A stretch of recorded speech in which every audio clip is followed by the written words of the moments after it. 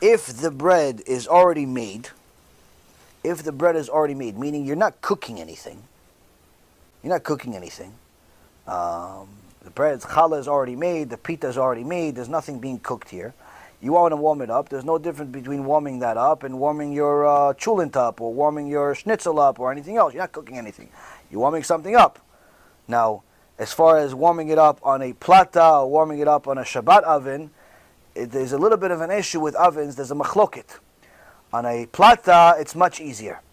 A plata is much easier to warm it simply because there's no fire and heat contained.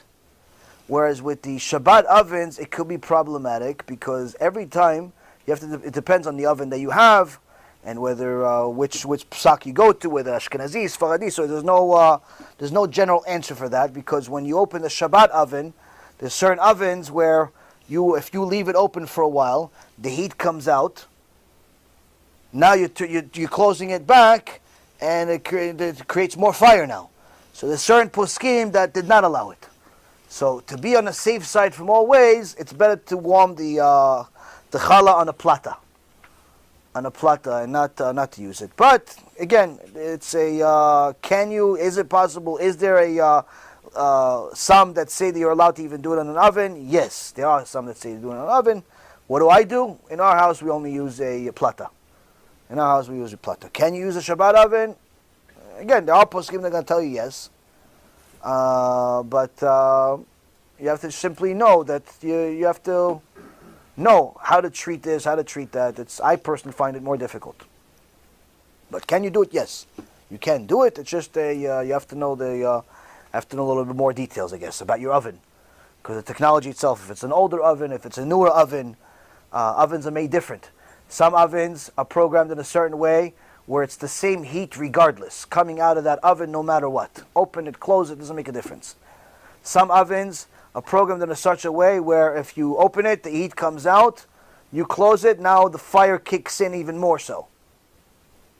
Okay, so in essence, you pretty much led to a fire increasing, which some of the Chachamim say is 100% not allowed. So it depends on the oven. You can't just pretty much say all ovens are allowed or not allowed. Depends on the oven, depends on that. Whereas with plata, a hot plate, it's pretty much standard. It's just a hot plate, you put something on it, there's no difference between them really. The only difference between the hot plates is how safe or how unsafe it is based on the wiring that are inside. There's one that we recommend for people to buy because it's the safest one as far as the way it's built. One of the guy that invented it actually watches our shiurim, is in New York. So I recommend that hot plate for people because it's safe. Not because it's hotter or colder or nicer or uglier. It's just simply safer.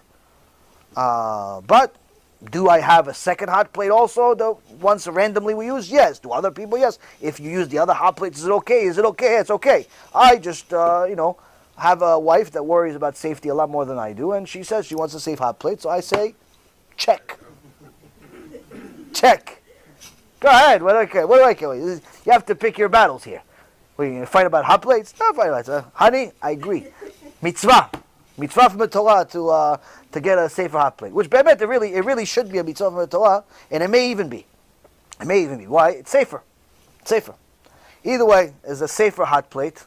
And you should get it. Anyone that wants the information on it, I've posted it on the WhatsApp groups many times, but I'll post it again for anyone that's interested in it. Don't worry, I don't make any commissions. So the price that you get after the shiur and during the shiur and before the shiur is going to be the same price.